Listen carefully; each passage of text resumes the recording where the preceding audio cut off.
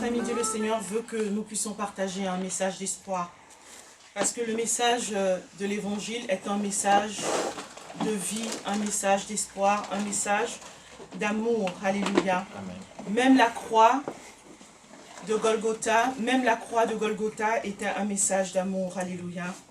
Même derrière la justice de Dieu, il y a également un message d'amour. Amen. Amen. Même derrière le châtiment de Dieu, la parole de Dieu nous dit qu'il y a l'amour de Dieu. Amen. Amen. Alors tout ce qui concerne Jésus-Christ de Nazareth, tout ce qu'il peut faire, tout ce qu'il peut dire, tout ce que nous pourrons sortir de la Bible est toujours un message d'amour, un message de guérison, un message de rétablissement. Amen. Amen. Alors j'espère que chez toi aussi tu recevras ce message de tout ton cœur. Amen. Amen. Alors le titre que le Seigneur nous a permis de donner à ce message cet après-midi, c'est « Paix, santé, succès ». Tout dépendra du comportement de ton âme. Amen. Alléluia. Amen. Chaque année, en janvier, le 1er janvier, on se souhaite les vœux. On espère voir certaines choses se réaliser, se matérialiser dans nos vies. On fait des projets, on prend des stylos, on prend des feuilles, on écrit des choses. Et les 3 choses qui reviennent souvent, même les enfants, lorsqu'ils le souhaitent, c'est paix, santé, succès. Et en vérité, j'ai envie de dire que tout se résume dedans. Alléluia. Amen. Tout dépendra du comportement de ton âme. Et donc aujourd'hui, le Seigneur veut nous montrer le chemin pour pouvoir vivre, pour pouvoir expérimenter, pour pouvoir voir la paix, la santé et le succès. Amen. Amen. En vérité, pendant tout au long de cette année, nous l'avons vu. Amen. Tout au long de cette année, nous avons reçu de la part du Seigneur le chemin par lequel il faut passer pour vivre l'abondance, pour vivre la prospérité. Et nous avons vu que dans la prospérité, dans l'abondance de la vie de Christ, il y a la paix, il y a la santé, il y a le succès. Alléluia. Amen. Et nous avons vu vraiment tout au long de cette année tout ce qu'il fallait faire pour pouvoir recevoir cette abondance.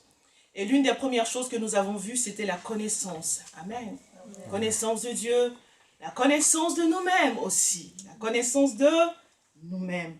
Et donc aujourd'hui, je voudrais continuer encore vraiment dans cette lancée sur la connaissance de nous-mêmes. Lorsque nous nous connaissons nous-mêmes bien comme il faut, nous savons comment nous fonctionnons, alors nous pouvons faire ce qu'il faut également pour pouvoir recevoir et vivre l'abondance du Seigneur. Amen. Alors, puisque nous savons que le succès, la santé, la paix, toutes ces choses-là dépendront de notre comportement, nous allons donc essayer de comprendre ce que c'est que le comportement. Alors le comportement, on nous dit que le comportement se caractérise par l'ensemble des réactions adoptées par une personne dans son environnement et face à des situations bien données. Et donc le synonyme du comportement, il y a l'agissement, l'attitude, la conduite, la manière. Amen. Amen. Donc, la paix, le succès, la santé dépendra de notre attitude, l'attitude de notre âme. Vous avez vu, je ne suis pas restée sur le mot attitude, j'ai rajouté l'attitude de notre âme. Alléluia. Amen. Parce que nous comprenons tous que tout ce que notre corps peut manifester, en général, vient d'abord de notre âme. Ce sont nos pensées que notre bouche va exprimer. Ce sont nos émotions que notre corps va exprimer. Ce sont nos volontés que nos actions vont exprimer. Alléluia, on est d'accord avec ça. Donc nous comprenons que véritablement, notre comportement découle de notre attitude intérieure. Notre comportement extérieur dépend de notre attitude intérieure. Alléluia. Vous allez me dire, mais évangéliste, mais dans ce cas, quelquefois, il y a des gens qui pensent des choses et qui ne le disent pas. À ce moment-là, leur attitude intérieure leur attitude extérieure ne correspond pas à leur attitude intérieure. Si, quelque part. Parce que ça veut dire que dans leur attitude intérieure, ils sont soit hypocrites ou alors ils sont soit dans la retenue. Alléluia. Dans la sagesse. Quelquefois, je peux être très en colère, mais la Bible m'enseigne la maîtrise de soi. Alors, ce que je vais faire, je ne vais pas manifester la colère qui est en moi. Je vais laisser plutôt paraître la paix. Amen. Donc, effectivement, même si je suis en colère, à partir du moment où je ne manifeste pas cette colère, ça veut dire que dans ma tête, j'ai pris conscience j'ai pris la décision de pouvoir manifester ce qui est juste et pas ce que je ressens. Allez vous rappeler hein, le libre arbitre. Le libre arbitre, il va décider entre ce que la pensée va dire. Hein, dans l'intelligence, il y a la conscience. La conscience va te dire ce qui est bien, ce qui n'est pas bien. Et donc tes émotions peuvent dire je m'en fiche complètement. Même si ma conscience me dit que c'est pas bien, moi ce que je ressens, c'est ce que j'exprime. Alléluia. Et donc ton libre arbitre maintenant va décider de qui il va suivre. Alléluia. Voilà, donc voilà pourquoi quelquefois je peux ressentir quelque chose mais je vais manifester autre chose. Le comportement de notre âme, c'est ce qui va déterminer notre succès. Alléluia. Amen. Maintenant, la parole de Dieu est bonne. Le Seigneur ne nous abandonne pas. Le Seigneur ne nous laisse pas des orphelins. Lorsqu'il veut que nous puissions emprunter un chemin, il nous montre le chemin à suivre. Alléluia. Amen. Il ne nous dit pas seulement, voilà. Non, il nous montre comment nous devons le faire. Alléluia. Amen. Et donc, la Bible nous dit très clairement le comportement bien précis que le Seigneur attend, que nos voisins attendent, que les hommes qui vont nous entourer attendent pour que nous puissions recevoir la paix, la santé et le succès. Alléluia. Amen. Ce comportement, nous allons d'abord le voir dans Matthieu chapitre 22, 37 à 40. Matthieu chapitre 22, 37 à 40 nous dit « Tu aimeras le Seigneur ton Dieu de tout ton cœur, de toute ton âme, de toute ta pensée. C'est le premier commandement et le plus grand. Et voici le second, qui lui est semblable. Tu aimeras ton prochain comme toi-même. De ces deux commandements dépendent toute la loi et les prophètes. » Proverbe chapitre 3, je vais lire tous les versets. Versets 1 à 7. Proverbe chapitre 3, 1 à 7 nous dit « Mon fils, n'oublie pas mes instructions et que ton cœur retienne mes commandements, car ils rallongeront tes jours et ajouteront des années à la durée de ta vie et t'assureront le bonheur. Que l'amour et la fidélité ne te fassent jamais défaut. Attache-les autour de ton cou, grave-les sur les tablettes de ton cœur, et tu obtiendras la faveur de Dieu et des hommes. Tu auras la réputation d'être un homme bon, un homme de bon sens. Alléluia. Amen. Mets ta confiance en l'Éternel de tout ton cœur et ne te repose pas sur ta propre intelligence. Cherche à connaître sa volonté pour tout ce que tu entreprendras. Il te conduira sur le droit chemin. Ne te prends pas pour un sage, révère l'Éternel et détourne-toi du mal. Ce sera une bonne médecine qui t'assurera la santé du corps et la vitalité de tout ton être. Amen. Amen. Jean chapitre 15 verset 7 à 13 nous dit « Mais si vous demeurez en moi et que mes paroles demeurent en vous, demandez tout ce que vous voudrez et vous l'obtiendrez. Si vous produisez du fruit en abondance et que vous prouvez ainsi que vous êtes vraiment mes disciples, la gloire de mon Père apparaîtra aux yeux de tous. Comme le Père m'a toujours aimé, moi aussi je vous ai aimé. Maintenez-vous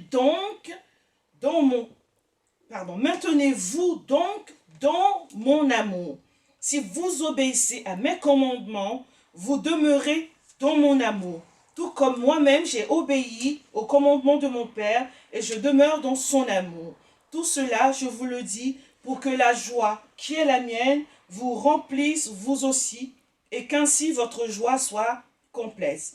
Voici quel est mon commandement. Aimez-vous les uns les autres comme moi-même je vous ai aimé. Il n'y a pas de plus grand amour que de donner sa vie pour ses amis. Donc c'est Jean 15, 7 à 13. Jean 15, 7 à 13. Alléluia. Amen. Oh, Jésus est bon. Est-ce que tu peux dire avec moi, Jésus est bon. Jésus est bon. La parole de Dieu est une parole de vie. Alléluia. Amen. Comme je vous disais un jour, j'avais offert comme ça des Bibles à des collègues de travail et puis ils étaient super excités, super contents et ils disaient mais c'est un livre de coaching en fait, la Bible. Alléluia. Amen. Les écailles sont tombées de leurs yeux, ils ont lu, je pense qu'ils ont dû lire les actes, Jean et aussi les épîtres. Vous voyez, les épîtres nous disent exactement comment marcher et tout ça. Et ça les a impressionnés. Ils disent, mais c'est un livre de coaching. Alléluia. Oh frères et sœurs, nous avons des richesses entre nos mains. Nous avons un trésor entre nos mains. C'est la parole de Dieu. Alléluia. Amen. Il est vraiment important que nous puissions laisser le Saint-Esprit nous aider. Nous aider vraiment à attacher notre cœur à cette parole. Amen. Amen. Maintenant, je vais vous poser une question. Si vous avez 3 enfants. Amen. L'un des enfants est rebelle, têtu. Vous avez donné des instructions à chacun d'entre eux. Vous leur avez dit ce qu'il faut faire, comment faire les choses. Mais l'un d'entre eux est rebelle, il veut faire les choses à sa façon. Il y en a un autre. Lui, il a compris que voilà, je vis avec papa, maman, et il est très capricieux. Il est très conscient vraiment de ses privilèges avec ses parents, et il est capricieux. Il dit... Tout ce qu'il veut, il veut les avoir tout de suite parce qu'il sait que papa et maman ont la capacité de le faire et qu'il a des droits. Et donc lui, il le veut tout de suite, il le veut maintenant et il le veut comme ça lui chante. Alléluia. Et puis vous avez un 3e enfant qui lui aussi a entendu les instructions de papa et de maman. Et lui, il s'efforce. Il veut absolument plaire à papa et à maman. Vraiment dans son cœur, il veut absolument faire ce qu'il faut, mais il n'y arrive pas. Et parce qu'il n'y arrive pas, il est dans l'angoisse, il stresse. Et il se dit, mais je veux faire ce que papa veut, je veux faire ce que maman veut, mais je n'y arrive pas. Et cet enfant-là, il stresse, il angoisse, et il n'arrive pas à faire. Il veut le faire, mais il n'y arrive pas. Donc voici 3 enfants qui n'arrivent pas à faire la volonté de leur père. Il y en a un, il ne le fait pas parce que, oui, tout simplement, c'est un rebelle, il veut faire les choses à sa façon. Il y en a un autre qui sait que papa m'aime de toutes les façons, même si je ne le fais pas, il va continuer à m'aimer. Voilà, papa ne va jamais me rejeter, papa ne va jamais me mettre dehors. Voilà, je suis chez mes parents, je fais ce que je veux et rien ne va m'arriver. Donc il ne fait pas ce que papa veut. Et puis le 3e, qui dit, moi je veux le faire, mais je n'y arrive pas. Est-ce que vous allez traiter les 3 enfants de la même manière? Alléluia. Celui qui est rebelle et celui qui est capricieux, vous allez les traiter de la même manière ou pas? C'est une question, hein? Non? D'accord? Et celui qui veut faire mais qui n'y arrive pas, vous allez le traiter différemment. Là, on est d'accord. Alléluia. On est d'accord. Frères et sœurs, il en est de même pour notre Dieu. Je vous dis la vérité. Alléluia. Le Seigneur nous aime. Mais la Bible nous dit, Dieu regarde au cœur. Vous vous rappelez, on avait partagé que Dieu ne regarde pas aux performances. Le 3e enfant, est-ce qu'il est arrivé à faire la performance? Mais son cœur, il est comment? Disposé. Son cœur est disposé. Alléluia. Amen. Son cœur désire, son cœur veut faire la volonté de Dieu. Alors le Père traitera différemment cet enfant des 2 autres qui ne veulent pas faire. Celui qui est capricieux et celui qui est rebelle. Alléluia. Je vais vous dire en vérité, celui qui est capricieux est comme celui qui est rebelle. La vérité, c'est ça. Amen. Amen. Celui qui est capricieux est comme celui qui est rebelle. Amen. Et je vais même aller un peu plus loin. Quelquefois, celui qui est capricieux est même encore pire. Parce que le rebelle, on peut peut-être essayer de comprendre que peut-être qu'il ne connaît pas papa. Il ne comprend pas papa. Voilà pourquoi il se rebelle. Il a peut-être l'impression que papa lui veut du mal. Donc voilà pourquoi il se rebelle contre les instructions de papa. Mais le capricieux, lui, il connaît papa. Il sait que papa est bon. Donc qu'est-ce qu'il fait? Il profite de la bonté de papa. Donc j'ai envie de dire, le capricieux, il est même pire que le rebelle. Amen. Maintenant, voilà une chose qui va se faire. Est-ce que vous allez jeter vos 2 enfants? Non. Parce qu'ils sont capricieux, rebelles. Vous allez faire quoi? Essayer de cadrer. Alléluia. On va les cadrer. On va les éduquer. Est-ce que le 3e aussi, vous allez le laisser tomber? Non. Vous allez aussi le cadrer, l'éduquer. Mais on ne va pas les éduquer de la même façon. Alléluia. Voilà pourquoi, frères et sœurs, quand on annonce l'évangile à l'église, Dieu, lui, il voit les cœurs. Alléluia. Alléluia. Il y a des paroles qui concernent les rebelles, qui concernent les capricieux. Amen. Amen. Et il y a des paroles qui concernent les enfants de Dieu qui veulent faire sa volonté mais qui n'y arrivent pas, qui sont dans l'angoisse, qui n'y arrivent pas mais qui veulent le faire. Alléluia. Amen. Alors, quand on parle de la grâce de Dieu, amen, Nous avons compris à la Nouvelle Jérusalem que la grâce de Dieu, ce n'est pas un passeport pour faire ce que je veux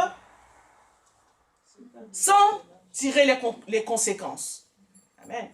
Nous avons compris à la Nouvelle Jérusalem que la grâce de Dieu, c'est une seconde chance que Dieu me donne pour pouvoir faire sa volonté. La grâce de Dieu fait que la porte de Dieu est toujours ouverte, le cœur du Seigneur est toujours ouvert pour toute personne qui veut se repentir. Alléluia. Mais la grâce n'aura aucun effet dans le cœur du rebelle. Un message sur la grâce n'aura aucun effet sur un cœur rebelle, un cœur qui ne se repent pas. Donc si on commence à dire, oui, par la grâce de Dieu, tu vas arriver à faire ceci, tu vas arriver à faire cela, une personne qui n'a pas l'intention de se repentir, une personne qui a l'intention de résister à Dieu, la grâce de Dieu n'aura pas d'effet dans sa vie. Amen. Amen. Mais lorsque nous sommes en train de parler aussi du châtiment du Seigneur, la chair ceci, le Seigneur va crucifier cela, le Seigneur va faire cela, est-ce qu'un cœur repenti est concerné par cela? Non. Un cœur repenti n'est pas concerné par la colère de Dieu. Alléluia. Un cœur repenti n'est pas concerné par le châtiment du Seigneur. Alléluia. Amen. Donc le Saint-Esprit va éduquer, le Saint-Esprit va façonner, le Saint-Esprit va modeler le cœur de chacun de ses enfants. Alléluia. Amen. Afin que tous arrivent au même résultat. Vous savez quel est ce résultat? La bonne attitude de cœur. Est-ce qu'on peut dire ensemble? La bonne attitude de cœur. Alléluia. Parce que je vous dis, on se dit la vérité. Frères et sœurs, il y a des attitudes de cœur qui ne peuvent absolument rien obtenir de la part de Dieu. Et on l'a vu tout au long de cette année. C'est un cœur comment? Un cœur qui est dominé par la chair. Une âme qui est dominée par la chair ne va rien obtenir de la part du Seigneur, même si c'est un enfant de Dieu. Amen. Amen. Mais Dieu ne va pas pour autant le rejeter.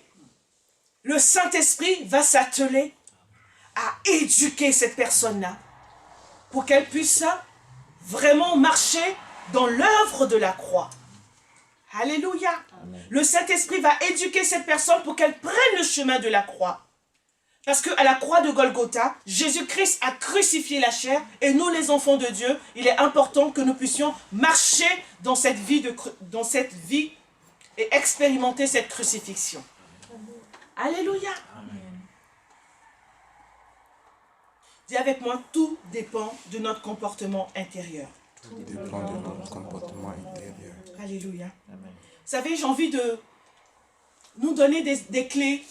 Vous savez, le Saint-Esprit veut vraiment que nous puissions avoir certaines clés pour comprendre le comportement humain, le comportement des autres, mais aussi notre propre comportement. Alléluia.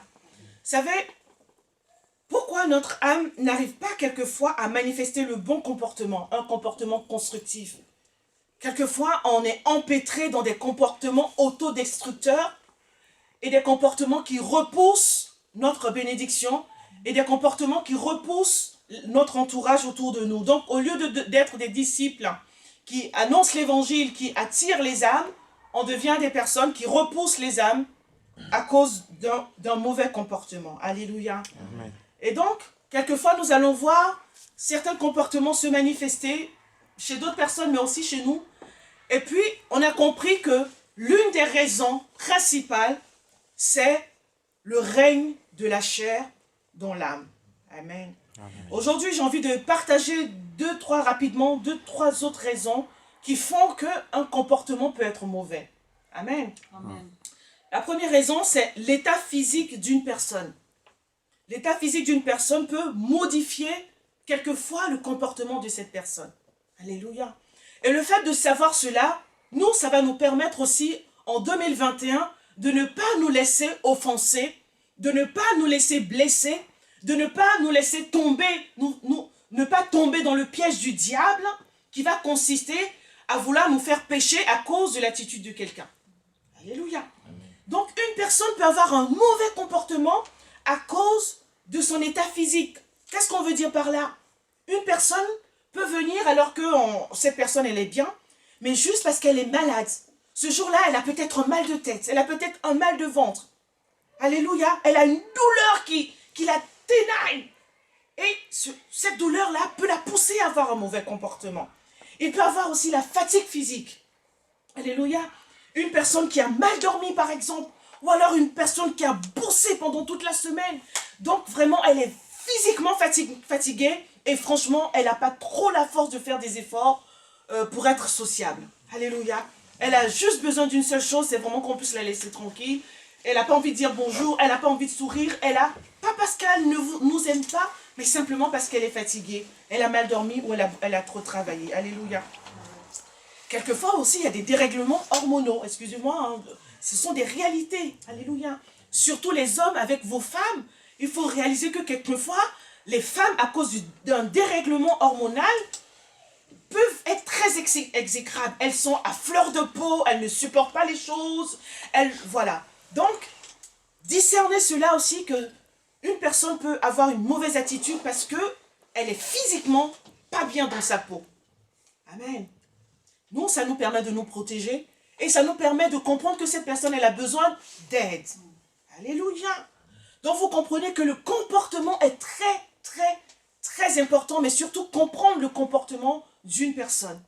Voilà pourquoi nous pouvons louer Dieu, parce que Dieu ne regarde pas à l'apparence, il regarde au cœur. Dieu nous voit réellement tels que nous sommes. Dieu sait ce que nous vivons, frères et sœurs. Vous savez pourquoi nous devons recevoir cette vérité, frères et sœurs? C'est afin que nous, les enfants de Dieu, franchement, surtout les hommes et les femmes qui aiment Dieu, nous marchons souvent dans le stress. Alléluia. Il y a beaucoup d'enfants de Dieu qui marchent dans le stress, qui marchent dans la peur, pensant que parce qu'ils ne sont pas dans la performance, parce qu'ils n'arrivent pas à fournir ce que Dieu attend d'eux, ils vont être rejetés par le Seigneur. Alléluia. Attention, ce message, il n'est pas pour les rebelles. Il n'est pas pour les capricieux. Ce que je suis en train de dire, je suis en train de le dire pour des cœurs qui veulent sincèrement, des cœurs repentis, des cœurs qui veulent vraiment faire la volonté de Dieu mais qui n'y arrivent pas. La bonne nouvelle que le Seigneur veut que tu entendes, c'est qu'il voit ton cœur. Amen. Dieu voit ton cœur. Frères et sœurs, Dieu voit ton cœur.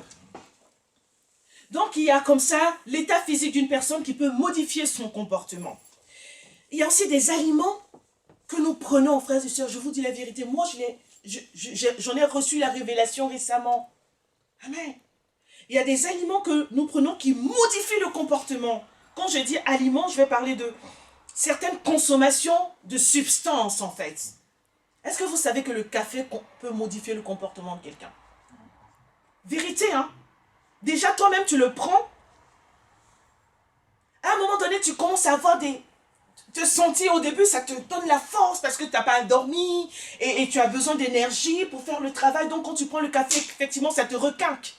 Mais au bout d'un moment, tu sens des trucs en toi, des émotions bizarres. Et puis à un moment, tu ne sais même pas à quel moment tu es en train de crier sur quelqu'un. Et la personne te dit, mais pourquoi tu cries comme ça? Mais toi, tu ne réalises même pas que tu es en train de crier. Pour toi, tu es en train de parler normalement. Amen. Et la personne te dit, mais pourquoi tu m'agresses? Mais c'est cet excitant. Alléluia. D'ailleurs, le mot le dit. C'est un excitant. Donc des gens comme ça qui prennent le café, beaucoup, vous allez voir que on est un peu tendu sur les nerfs. La moindre chose, on est un peu à fleur de peau aussi, c'est pareil. Au bout d'un moment, ça devient comme ça. Donc moi, vraiment, le Saint-Esprit m'a donné cette révélation.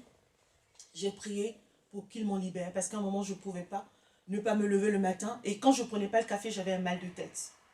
J'avais la migraine qui commençait, je n'étais pas bien et tout. Donc quand je prenais le café, ça m'apaisait. Mais après, je voyais ce truc-là qui se manifestait, mais je ne comprenais pas. Et c'est là que le Saint-Esprit m'a dit, non, c'est le café. Amen. Et quand j'ai commencé à laisser petit à petit le café, j'ai réalisé qu'il y avait des changements qui commençaient à se faire. Amen. On ne me disait plus, mais pourquoi tu cries? Pourquoi tu m'agresses? Alléluia. Alléluia. Amen. Donc, il y a certaines substances comme ça, comme le café, même le thé. Hein, je ne sais pas, dans certains organismes, en tout cas moi, voilà, quelquefois tu n'arrives même pas à dormir parce que tu as pris du thé. Il y a certains médicaments aussi. Alléluia. Donc, les médicaments, là, quelquefois, après, il y a des effets secondaires. Et même, il y a des fois, ils te disent, non, quand tu prends ce médicament, il ne faut pas conduire. Alléluia. Donc vous voyez, il y a ces substances, et puis bon, après on va parler de la drogue, de l'alcool, et toutes ces choses-là. Ça modifie le comportement de quelqu'un. Amen. Donc, ce n'est pas forcément que les personnes sont méchantes ou que les personnes non, mais elles ont pris une substance qui modifie leur comportement. Quelque part, elles ne sont même plus maîtresses de leurs actions. C'est très grave. Amen. Alors vraiment que le Seigneur nous aide à abandonner ces choses. Amen. Amen. Pour la maladie aussi, il ne faut pas jouer avec la maladie.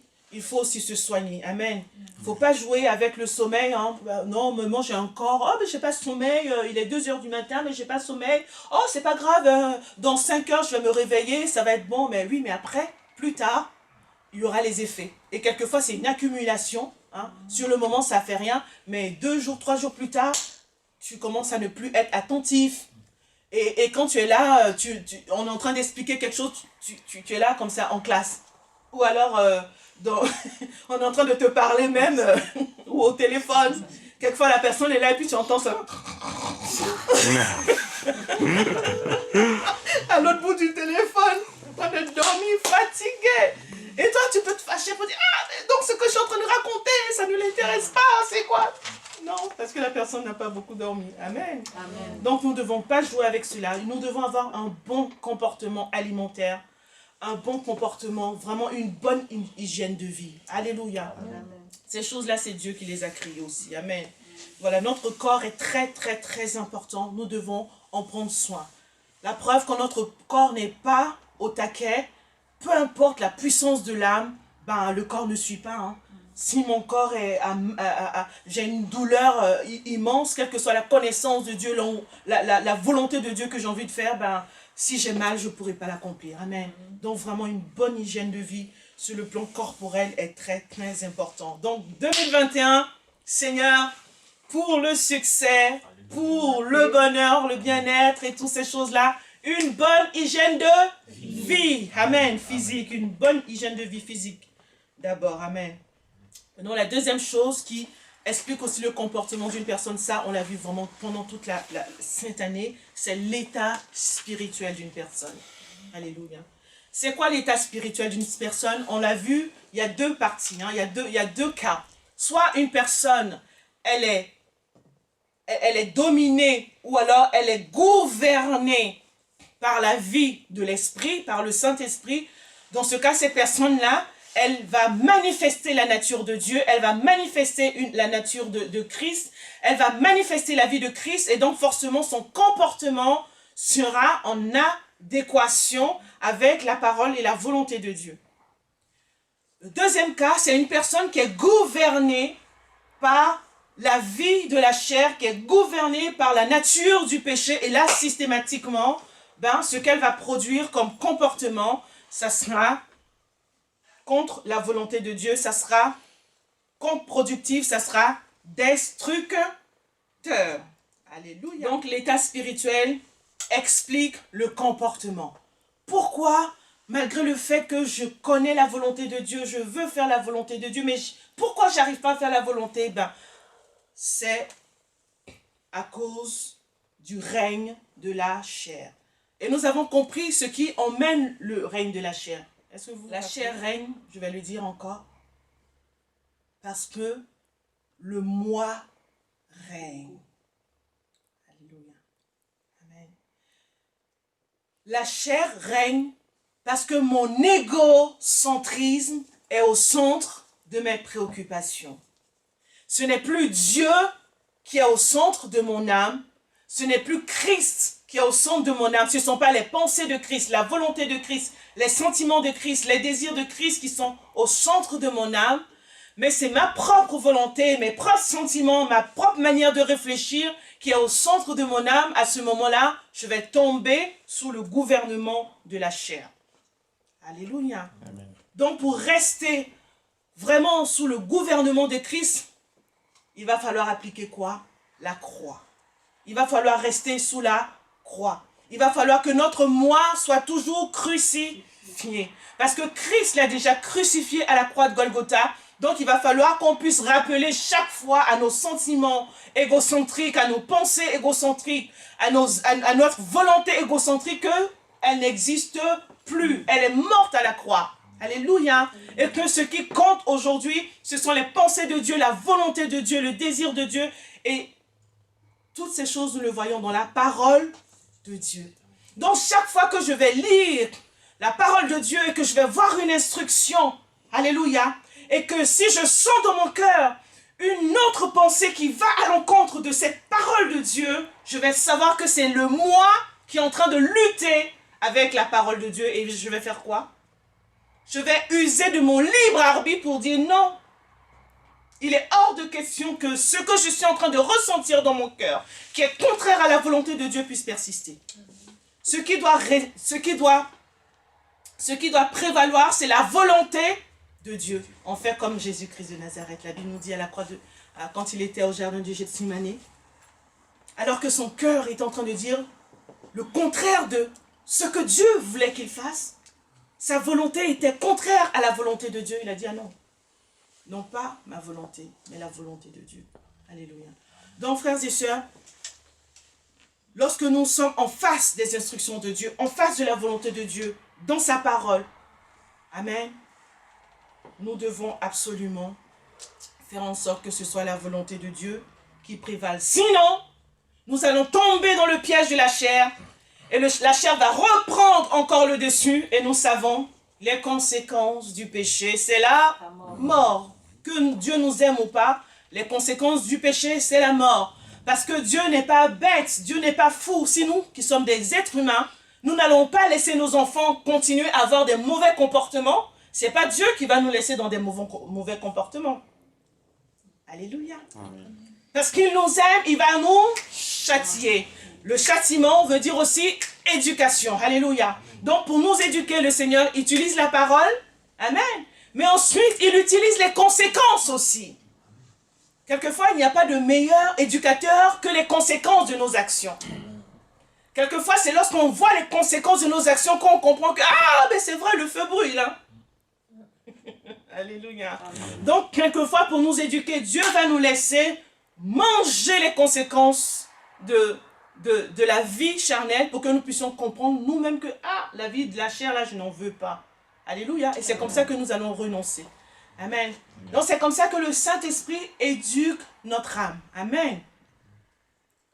Le Saint-Esprit éduque notre âme afin de pouvoir nous permettre vraiment d'avoir le bon comportement vis-à-vis de Dieu.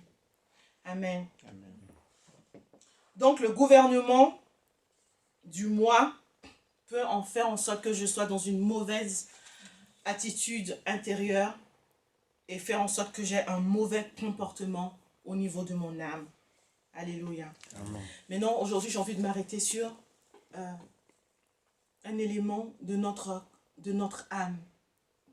Est-ce que quelqu'un peut me dire, vous aussi à la maison, vous pouvez essayer de répondre, alléluia, de combien de parties nous sommes constitués en tant qu'êtres humains? On a combien de parties? 3 parties, très bien. Vous pouvez me citer la première partie?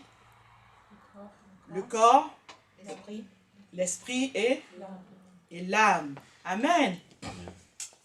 Corps, esprit, âme. Esprit, âme, corps. Alléluia. Et nous avons compris que le gros du travail se passe au niveau de d'où? De l'âme. Alléluia. Le gros du travail se passe au niveau de l'âme. Parce que lorsque nous naissons de nouveau, notre esprit est régénéré. Amen. Notre esprit reçoit la vie de Christ. Le Saint-Esprit habite dans notre esprit. Et là maintenant, la nouvelle naissance fait que notre esprit est régénéré. Et là maintenant, quand nous sommes nés de nouveau, dis à quelqu'un, le travail ne s'arrête pas là pour le Saint-Esprit. Le travail ne s'arrête pas là pour le Saint-Esprit. Le travail commence. Le travail commence. Alléluia. Amen. Parce que sur la croix de Golgotha, vous savez ce qui s'est passé? Jésus-Christ est mort. Amen. Par la mort de Christ, tout a été accompli. Par la mort de Christ, nous avons été consacrés à Dieu. Donc, à la croix, il y a eu déjà ta consécration. À la croix de Golgotha, il y a eu déjà la sanctification. Christ a déjà accompli ta sanctification à la croix de Golgotha. Alléluia. En ressuscitant, amen, Christ a ressuscité. Dis à quelqu'un, tout a été déjà accompli par Jésus. Oui, était déjà plein. Alléluia. Maintenant, pour que nous puissions l'expérimenter, c'est maintenant le Saint-Esprit qui prend la relève. Amen. La nouvelle naissance. Est-ce que, on le dit souvent, est-ce que c'est un être humain qui va faire quelque chose pour avoir la nouvelle naissance? Non. La nouvelle naissance a déjà été donnée en cadeau. Alléluia. Amen. Maintenant, qu'est-ce que le Saint-Esprit va faire? La Bible dit, il va nous convaincre de péché, de justice et de jugement. Le Saint-Esprit va éclairer notre conscience, il va éclairer notre intelligence pour que nous puissions prendre conscience de notre perdition et que nous puissions maintenant rechercher le salut. Et là, il va nous dire, le salut se trouve auprès de Jésus. Amen. Et quand il nous dit que le salut se trouve auprès de Jésus, qu'est-ce qu'il nous fait maintenant? Il nous laisse choisir d'accepter ou de ne pas accepter. Mais il a éclairé notre libre arbitre. Amen. Amen. Pour que nous puissions faire le bon choix d'accepter Jésus-Christ. Amen. Quand nous faisons le choix d'accepter Jésus-Christ, maintenant le Saint-Esprit vient en nous et il fait quoi? Il fait la nouvelle naissance. Amen. Et donc dans la nouvelle naissance, qu'est-ce qui se passe? Il y a la vie de Christ qui vient en nous. C'est Christ qui vient en nous à travers le Saint-Esprit. Alléluia. Amen. On va s'arrêter là. Amen. Est-ce que ça fait du bien? Amen. Alléluia. J'aime ça parce que quand le Saint-Esprit m'explique, je ne vous dis pas, quand le Saint-Esprit m'ouvre les yeux comme ça à la maison, je suis là, mais c'est vrai Seigneur. Je suis contente quand ça lui dit, et quelquefois je dis, oui Seigneur, je vais leur dire ça. Et puis le Saint-Esprit me dit, oui, mais c'est d'abord pour toi-même. Ah oui, c'est vrai Seigneur. Amen. Amen. Donc moi-même d'abord, j'oublie de profiter. Amen. Non, il dit tu aimeras ton prochain comme toi-même. Alléluia. Donc tu te l'appliques à toi d'abord et ensuite tu le partages. Amen. Et une fois que vraiment j'en ai profité, franchement quand je vous partage la vérité de Dieu, vous ne pouvez même pas imaginer avec quelle passion, avec quelle joie. Parce que je me dis Seigneur, ce que moi j'ai vécu avec ces paroles, mes frères et sœurs vont le vivre aussi. Amen. Amen. C'est pour ça que quelquefois vous n'arrivez pas à m'arrêter au bout d'1 heure. Mais... Amen. Mais le Saint-Esprit m'éduque. Amen. Amen. Il m'éduque aussi à vraiment être synthétique. Amen. Amen. Donc, quand le Saint-Esprit vient maintenant, il apporte la présence. Il apporte Jésus. Je vous dis la vérité, c'est Jésus qui habite en nous. Amen. Alléluia. C'est Jésus qui habite en nous. C'est la présence de Dieu qui habite en nous. Tu transportes en toi toute la personne de Dieu en toi. Alléluia. Nous transportons en nous toute la personne de Dieu. Voilà pourquoi en nous, il y a d'énormes capacités. Il y a un énorme potentiel. Alléluia. Amen. Voilà pourquoi le diable va toujours tout faire pour nous aveugler, pour nous égarer, afin que nous ne puissions pas manifester, que nous ne puissions pas découvrir ce potentiel, cette grâce, cette richesse qui est déjà en nous. Alléluia. Amen. Un jour, j'étais en train de partager avec quelqu'un, puis je lui disais quelque chose. Je lui disais, imaginons, maman baby, elle a l'habitude de venir chez toi. Je ne sais pas, l'un d'entre nous, amen. Et quand maman baby arrive, vraiment, dès qu'elle est là, il y a la joie qui t'anime. Tu commences à avoir la force pour faire des choses. Tu commences vraiment à... Tu es bien, quoi. Donc, la présence de maman baby, vraiment... change ton humeur, change, et puis te permet. Et quand maman baby part, est-ce que ça sera la même chose? Puisque c'est sa présence qui apporte ça. Alléluia. Et suivez bien, vous allez comprendre pourquoi je donne cet exemple. Imaginez maintenant, vous avez envie de vivre ce que la présence de maman baby apporte quand elle est là. Et puis vous dites à maman baby, tu sais, quand tu viens là, le fait de faire à manger, le fait de donner à boire, tu sais, quand tu viens, il faut que je m'occupe un peu de toi, il faut que je sois concentrée. Quand il y a une présence, il faut mobiliser tout son être pour être à l'attention de la personne. Donc vous dites à mon bébé, mais mon bébé, moi j'aime bien quand elle est là, franchement, j'aime trop même quand tu es là, mais vraiment quand tu es là aussi, il faut quand même que je sois mobilisée. Donc, est-ce que tu peux m'envoyer seulement de l'atmosphère là? Toi, tu ne viens pas, hein? Envoie-moi seulement ton atmosphère. Est-ce que c'est possible? L'atmosphère de mon bébé est attaché à mon bébé. Amen. Donc si tu veux l'atmosphère de mon bébé là, tu es obligé de prendre qui? Un bébé. Avec tout ce qui va avec. Alléluia. Et si mon bébé est là, et que toi tu t'occupes pas d'elle, est-ce qu'elle va pouvoir manifester la bonne humeur là qui fait que toi aussi tu es de bonne humeur? Non. Donc elle est là, elle assise et puis tu t'occupes pas d'elle. Bon, mon bébé, excuse-moi, mais là aujourd'hui là vraiment je suis... Mais tu voudras faire, tu te dis mon bébé est là, donc c'est bon, vraiment je vais... Mais si elle n'est pas bien, donc cette onction, hein, cette onction de maman baby ne va pas se dégager pour que tu aies la force. Donc tu voudras essayer, mais tu ne vas pas pouvoir parce que tu n'as pas l'onction qui est attachée à maman baby. Dire à quelqu'un, prends soin du Saint-Esprit. Prends soin du Saint-Esprit. Alléluia. Amen. Prends soin de Jésus qui habite en toi. Prends soin de cette nouvelle vie-là que Christ t'a donnée. Il est en toi. Cette vie-là, c'est lui-même qui est en toi à travers le Saint-Esprit. Alors, frères et sœurs, il est important que nous puissions chérir cette nouvelle vie. Alléluia.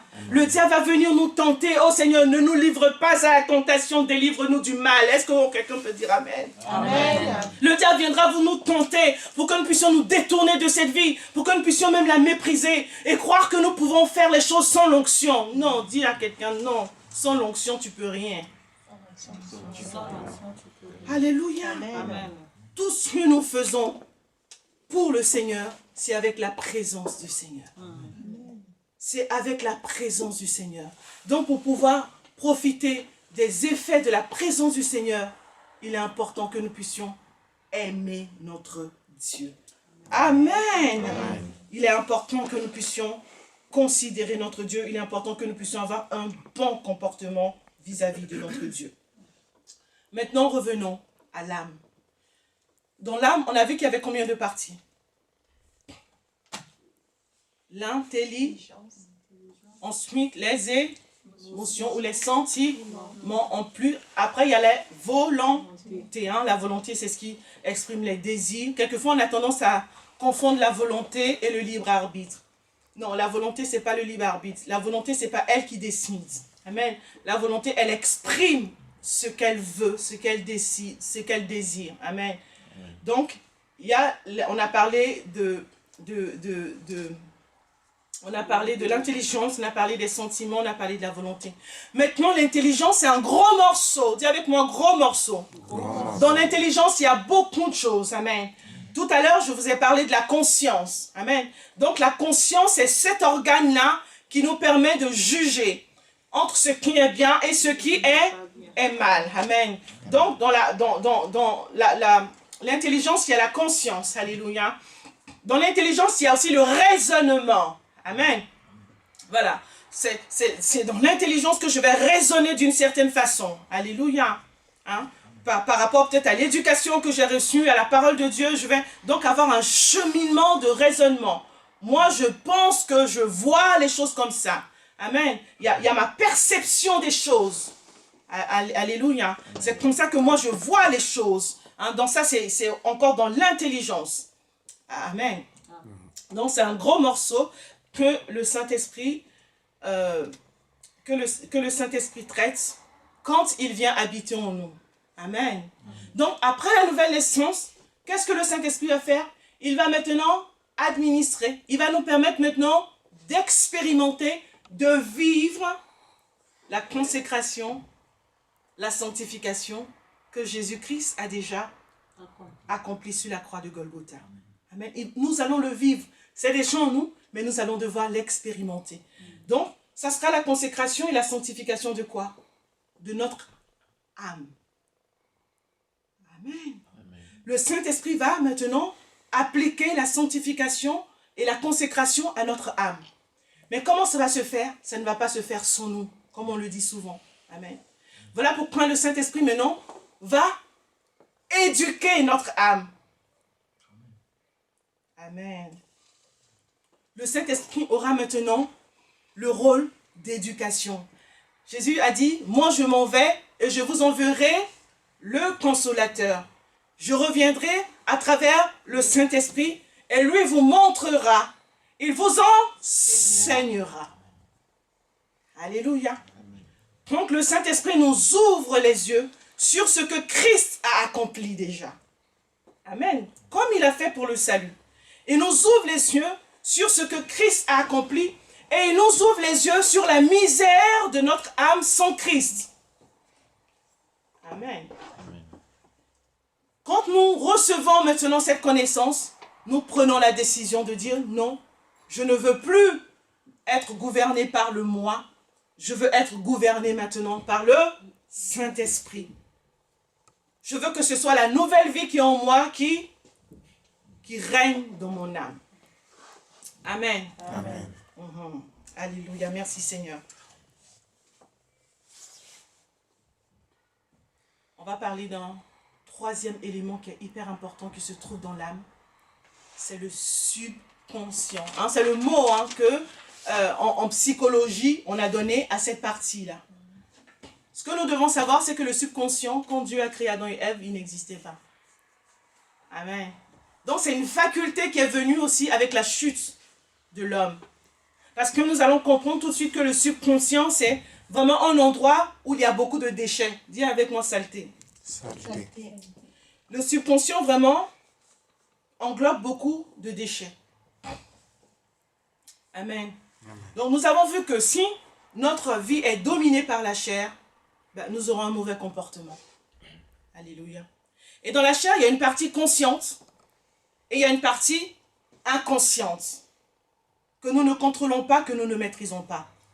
C'est ce qu'on appelle le subconscient.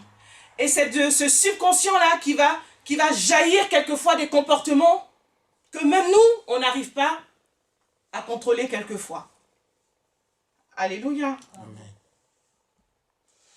Le subconscient, c'est une faculté du vieil homme qui enregistre tout un tas d'informations. Amen. Et il y a une information bien précise que nous voulons vraiment traiter aujourd'hui. C'est la vie refoulée de l'âme. Amen. Est-ce que nous comprenons? Nous sommes d'accord, quand on dit refoulée. La vie refoulée de notre âme. Donc la vie refoulée de nos pensées. La vie refoulée de nos sentiments. La vie refoulée de notre volonté va se loger dans le subconscient. Je vais encore expliquer. La conscience est la faculté de l'homme qui lui dicte ce qui est bien et ce qui est mal. On est d'accord là-dessus. La conscience de l'homme est forgée par des normes qui lui viennent de la société, de son éducation familiale ou de son éducation religieuse. Donc on est d'accord. On a parlé, on a dit la conscience, c'est la faculté qui nous permet de faire la différence entre le bien et le mal. Là, on parle encore de la conscience qui se trouve dans l'intelligence. C'est la faculté qui nous permet de faire la différence entre ce qui est bien et ce qui est mal. Ce que nous devons considérer comme bien, ce que nous devons considérer comme mal, ce que nous avons le droit de faire, ce que nous n'avons pas le droit de faire. Donc ça, c'est dans notre conscience. Nous fonctionnons avec. Tout le monde a ça. Tout le monde fonctionne avec. Alléluia. Mais parce que l'homme a un libre arbitre, il peut arriver que l'expression d'une volonté ou l'expression d'un sentiment ou l'expression d'une idée soit en désaccord avec ce que lui est défini dans sa conscience comme étant bien ou mal. J'explique. Dans ta conscience, nous en tant que chrétiens, on va parler de nous, nous avons reçu que il est pas bien de se venger. On est là, ça va, cet exemple? Amen. Nous avons lu dans la Bible, nous avons entendu dans les prédications que si on nous fait du mal, nous ne devons pas nous venger. Ce que nous devons faire, nous devons pardonner. Ça c'est logé dans notre conscience. Maintenant, il peut arriver que nous puissions vivre une expérience. Alléluia. Où nous avons subi vraiment un dommage très grave. On nous a fait vraiment très, très, très mal. Amen. Maintenant, ma volonté veut se venger. Mes sentiments ont été heurtés. Je n'arrive pas à trouver l'apaisement. Et ma volonté veut se venger, mais quand ma volonté veut agir, elle rencontre ma conscience qui lui dit c'est pas bien. Alléluia. Mais c'est pas parce que ma volonté a entendu c'est pas bien que mes sentiments sont apaisés. Je sais que c'est pas bien. Donc, je ne vais pas me venger. Mais pour autant, je suis encore blessé. Alléluia. Qu'est-ce qui va se passer? Puisque je ne peux pas exprimer mon ressenti, donc il y a ce désir-là de faire du mal pour être apaisé. Et malgré tout ce qu'on me dit, je n'arrive pas à trouver la paix. Qu'est-ce qui va se passer? Je vais refouler. Je vais dire, bon, puisque c'est comme ça, ben, on va faire quoi?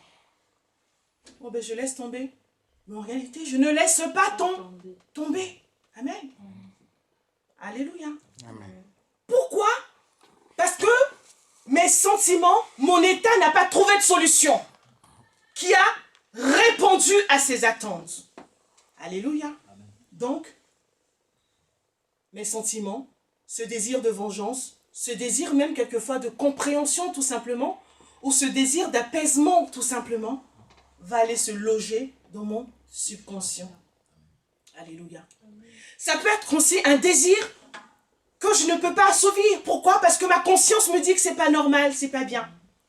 Donc, ce désir-là, puisqu'il ne trouve pas de solution dans la parole, dans la Bible, donc il y a quelque chose qui fait que je n'arrive pas à apaiser, je n'arrive pas à être libéré de ce désir, de cette volonté, de cette attirance ou je ne sais pas quoi.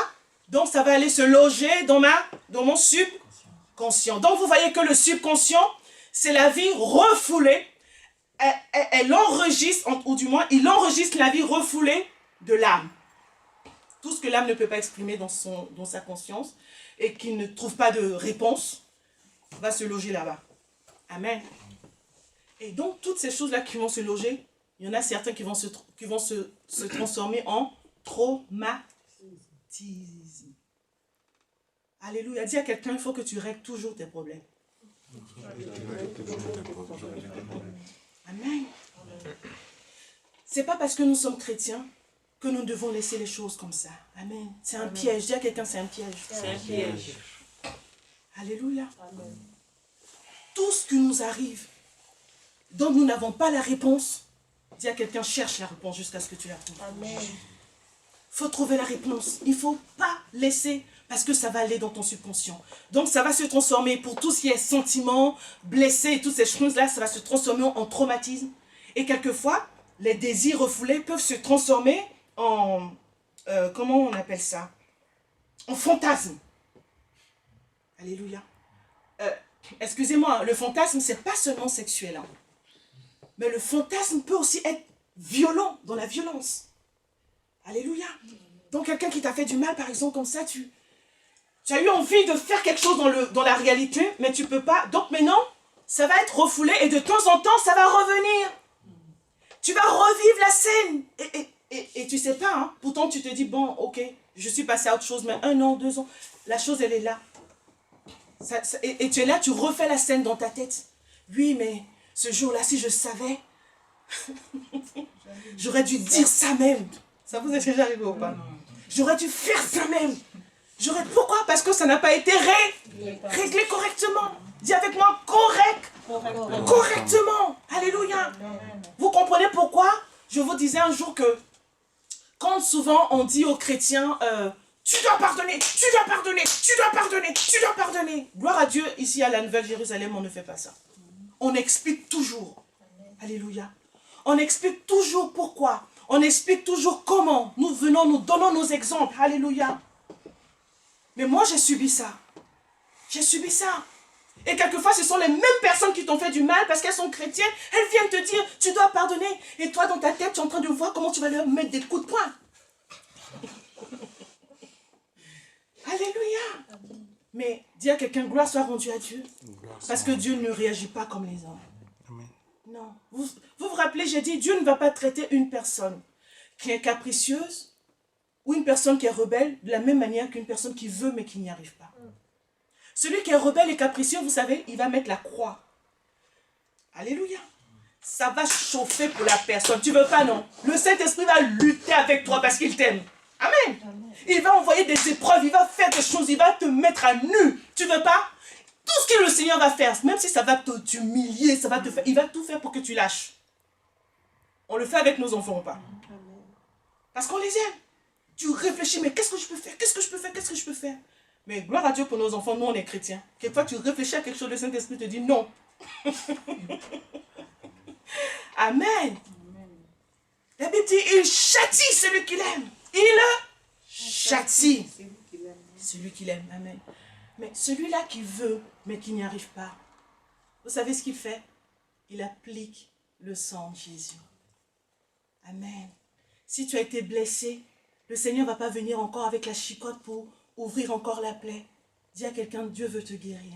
Dieu veut te guérir. Dieu veut te guérir. Amen. Tu as cru que Dieu t'a parlé et puis, finalement, vous savez, tous les exemples que je donne, c'est des exemples que j'ai vécus. Alléluia. Tu as cru que je vous l'avais partagé, tu as cru que Dieu t'a parlé, que ce que tu as reçu vient du Seigneur, et puis à la fin des comptes, tu réalises que non, en fait, ce n'était pas Dieu. Et puis tu es déçu. Alléluia. Tu es déçu et tu es abattu et tu n'es pas bien. Tu crois que Dieu va venir encore te chicoter pour dire, lève-toi, fais ceci. Non. Dis à quelqu'un, Dieu va appliquer le sang. Amen. Par ses meurtrissures, nous sommes guéris. Alléluia. Donc, frères et sœurs, vous allez voir quelquefois comme ça, des réactions dans vos vies. Pourquoi? Parce que, mais pourquoi je n'arrive pas à passer à autre chose? Mais j'ai pardonné, pourtant je pense que j'ai déjà, je pense que j'ai laissé. Mais si ça revient, c'est que ça n'a pas été, tu n'as pas reçu de réponse. Alléluia. C'est que tu n'as pas reçu encore le bon remède. Amen. Dans ce cas, continue pas à culpabiliser, continue pas à stresser. Que nous dit la parole de Dieu? Venez à moi, vous tous qui êtes fatigués et qui êtes chargés. Amen. Dieu veut que tu saches qu'il t'aime. Le Seigneur aime ses enfants. Vous savez, même lorsque nous sommes rebelles, Dieu ne nous rejette pas. Il veut toujours nous ramener. Alors le Seigneur ne va pas accabler une personne qui est déjà fatiguée. Ne nous créons pas des traumatismes, frères et sœurs. Ce n'est ni par la force, ni par la puissance. Lorsque le Seigneur dit de faire quelque chose, c'est parce qu'il va le faire à travers toi. Le Seigneur ne nous demande pas de faire les choses dans notre propre force. Il va le faire. Dieu t'aime, il ne te rejette pas. Amen. Il dit par ses meurtrissures, nous sommes guéris. Le Seigneur reconnaît les blessures. Le Seigneur reconnaît, frères et sœurs. Quand le Seigneur dit de pardonner, c'est pas comme une épée de Damoclès qu'il met sur ta tête. Alors si tu as du mal, pendant que tu es là en ce moment, tu es encore en train de lutter avec quelque chose qu'on t'a fait, tu as eu l'impression tu le veux, tu veux pardonner, mais les choses reviennent encore. Ne stresse pas, ne culpabilise pas. Christ est en train de te guérir. Le Seigneur veut nous guérir. Alors ne laissons pas les choses se transformer en traumatisme. Alléluia. Ne laisse pas les choses se transformer en fantasme. Alléluia. Parce qu'une vie fantastique, une vie dans l'imaginaire fait que tu ne peux pas vivre la réalité. Amen. Tu as un désir là qui n'a pas trouvé. Et tu es en train de lutter avec ça parce que tu as l'impression que c'est Dieu qui t'a dit. Ne refoule pas, présente-le à Dieu. Parce que sinon le diable va l'utiliser. Vous savez comment le subconscient se manifeste quelquefois par des rêves, quelquefois. Et quelquefois par des obsessions aussi. Ce désir-là devient obsessionnel. Tu veux t'en débarrasser, mais tu n'arrives pas. Tu veux passer à autre chose, mais c'est là, ça envahit ta pensée. Tu n'y arrives pas, tu veux, mais tu n'y arrives pas. Le Seigneur veut que tu saches que ce n'est ni par la force, ni par la puissance. Celui qui vient avec un cœur repenti, Dieu le délivre. Amen. Alléluia. Et le Seigneur a donné un bon remède contre la vie de la chair, aussi contre le subconscient. C'est le sang de Jésus. La Bible dit, il purifie notre conscience de toute œuvre morte par son sang. Les œuvres mortes, c'est ça. Ce sont les œuvres-là refoulées par notre vie. Alléluia. Et le sang de Jésus nous purifie. Ce n'est ni par la force, ni par la puissance. Nous n'avons pas à lutter. Mais il dit, en toute chose, faites connaître à Dieu vos difficultés, vos besoins. Faites connaître à Dieu. Venez et déchargez-vous, frères et sœurs. Alléluia. Pour que nous puissions voir le comportement vraiment de Dieu dans notre cœur. Il est important que nous puissions avoir une bonne attitude. Celle de pouvoir faire confiance à Dieu. Alléluia. Amen. Nous voulons voir notre comportement changer en nous-mêmes. Nous voulons voir vraiment la paix de Dieu. Nous voulons voir le succès. Nous voulons voir l'abondance, frères et sœurs. Commençons par cette première chose que le Saint-Esprit nous permet d'avoir, c'est une bonne attitude vis-à-vis de Dieu. Alléluia. Et cette bonne attitude, tout simplement, le Seigneur dit, tout ce qu'il demande, c'est quoi? Que nous puissions lui faire confiance. Il dit que celui qui s'approche de Dieu croit qu'il existe et qu'il est le rémunérateur de celui qui le cherche. Le Seigneur t'aime d'un amour passionnel. Le Seigneur rejette aucun de ses enfants. Le Seigneur ne veut pas que nous puissions souffrir. Nous puissions lutter avec le subconscient, lutter avec les sentiments charnels, lutter avec notre ego. Nous ne sommes pas seuls. Est-ce que tu peux dire à ton cœur, je ne suis pas seul? Je suis pas seul. Mon cœur, tu n'es pas seul. Tu n'es pas seul. Non, je te dis la vérité. Ne lutte pas seul. Ne lutte pas seul. C'est une bonne chose de lutter. Oui, sinon on tombe dans la rébellion et on tombe dans les caprices. Alléluia. Alors oui, lorsque le péché se présente, lorsque la vie de la chair se présente, il faut qu'on lutte, mais seulement il ne faut pas lutter seul. Oui, c'est bien de ne pas laisser aller le sentiment le sentiment de colère, le sentiment de vengeance. C'est une bonne chose de lutter. Mais dis avec moi, je ne lutterai pas seul. Alléluia. C'est bien de lutter avec des désirs qui ne sont pas, que notre conscience reprouve. Parce que la parole de Dieu est là, nous sommes des enfants de Dieu. Donc nous ne sommes pas comme les gens du monde qui éteignent même leur conscience. Alléluia. Même lorsque leur conscience leur parle, leur libre arbitre dit, je m'en fiche complètement, que ce soit bien ou pas, je fais ce que je veux. Mais nous sommes les enfants de Dieu, donc lorsque nous voulons le faire, le Saint-Esprit vient et du coup nous sommes confrontés au Saint-Esprit et nous n'avons pas envie d'attrister le Saint-Esprit. Mais à ce moment-là, frères et sœurs, nous ne devons pas lutter seuls. Nous devons dire, oui, Saint-Esprit, d'accord, tu ne veux pas. Ben alors, qu'est-ce qu'on fait? Qu'est-ce qu'on fait? Aide-moi, aide-moi Seigneur. Aide-moi, aide-moi Seigneur. Alléluia. Amen. La paix, la joie, le succès dépendra de notre comportement intérieur, du comportement de notre âme. Alléluia. Et nous avons vu qu'il y a beaucoup de choses qui peuvent influencer notre comportement. Mais la seule solution à tous ces maux, c'est l'amour de Dieu. Alléluia. L'amour pour notre Dieu. Voilà pourquoi nous avons commencé en disant l'attitude qui nous donnera la paix, la santé, le succès, c'est l'amour. L'amour vis-à-vis de Dieu et l'amour pour les autres. Mes frères et sœurs, si nous n'aimons pas le Seigneur, nous ne pourrons pas avoir une bonne attitude vis-à-vis des autres. Et Jésus nous a dit, aimer Dieu, c'est demeurer d'abord dans son amour à lui. Alléluia. C'est d'abord accepter son amour à lui d'abord. Alléluia. Dieu ne nous demande pas de forcer encore. Allez, non, ce n'est ni par la force ni par la puissance. Le Saint-Esprit est là pour nous éduquer. Il est là pour nous montrer comment aimer Dieu. Alléluia. Amen. Alors, tout au long de cette année, laissons notre cœur aimer Dieu. Amen. Laissons le Saint-Esprit nous apprendre à aimer Dieu. Amen. Aimer Dieu, vous savez, Dieu, il sait quand on l'aime lorsque nous lui faisons confiance.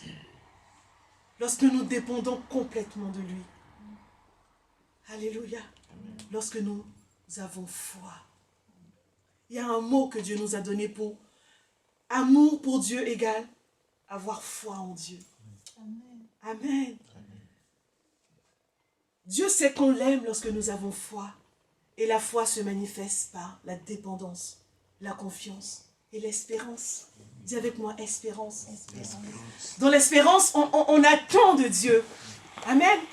On veut recevoir de Dieu, mais en même temps, on patiente aussi. Alléluia. On patiente, on croit que Dieu est capable de tout. On croit que Dieu est fidèle. On croit que Dieu nous aime. On croit que Dieu est sage pour faire ce qui est bon pour nous. On croit que Dieu est capable de nous faire accomplir ce qu'il attend de nous. On attend tout de Dieu. On espère tout de Dieu. On croit tout de Dieu. Alléluia. Je disais à quelqu'un, lorsque on parle de l'amour dans 1 Corinthiens 12, vous savez, quelquefois on a du mal à comprendre. Pourquoi? Parce que on identifie l'amour charnel, on identifie l'amour humain. Voilà pourquoi quelquefois on dit non. Mais en fait, là, on nous parle de l'amour de Christ pour Dieu. L'amour espère tout. L'amour croit tout. L'amour supporte tout. Voilà comment Christ a manifesté son amour à son Père. Alléluia. Il a fait confiance, il a supporté la mort à la croix. Et c'est dans cet amour que le Saint-Esprit aussi va nous conduire. Oh, est-ce que tu peux dire avec moi? Accepte l'amour de Dieu. Laisse Dieu t'aimer. Laisse Dieu t'aimer. Amen. Laissons Dieu nous aimer et nous allons voir que le Saint-Esprit va nous apprendre à aimer Dieu. Il va manifester l'amour de Dieu à travers notre cœur. Amen. Quand je dis apprendre, le Saint-Esprit, en fait, il nous montre le chemin et ensuite il nous aide à prendre le chemin. Alléluia. Il ne nous dit pas, voilà le chemin, va toute seule. Non, non, non. Il nous montre le chemin et il te dit, c'est bon ce chemin? Ça te plaît? Et quand tu dis oui, Saint-Esprit, dit bien, viens mon enfant. Et il te porte. Et vous prenez le chemin ensemble. Alléluia. Le chemin du pardon, le chemin de l'amour, le chemin de la patience. Tous ces chemins que le Saint-Esprit nous montre, ensuite il nous porte, il nous aide. Il nous porte et nous emmène. Alléluia. Dis avec moi un cœur d'amour. Un cœur d'amour attirera la paix, le succès et la santé. Un cœur rempli d'amour. C'est ce que nous a dit Proverbe 3, 1 à 7. Si vous êtes d'accord, je le lis et on s'arrête là. Mon fils, n'oublie pas mes instructions et que ton cœur retienne mes commandements. Car ils rallongeront tes jours et ajouteront des années à la durée de ta vie et t'assureront le bonheur. Que l'amour et la fidélité ne te fassent jamais défaut. Attache-les autour de ton cou, grave-les sur les tablettes de ton cœur et tu obtiendras la faveur de Dieu et des hommes. Alléluia. Et tu auras la réputation d'être un homme de bon sens. Et tu seras un disciple de Dieu, un disciple de Christ qui répand la bonne odeur du parfum de l'amour de Christ. Parce que toi-même, tu auras été rempli de l'amour de Dieu. Oh, Dieu ne veut pas de frustration dans nos vies. Dis avec moi, Dieu ne veut pas de frustration dans ta vie. Alléluia. Vous savez, les frustrations, c'est lorsqu'on n'a pas de réponse à des manifestations. Le Saint-Esprit est toujours là pour nous donner des réponses. Amen. Alors nous allons juste élever la main vers le Seigneur et dire, Seigneur, grand Dieu.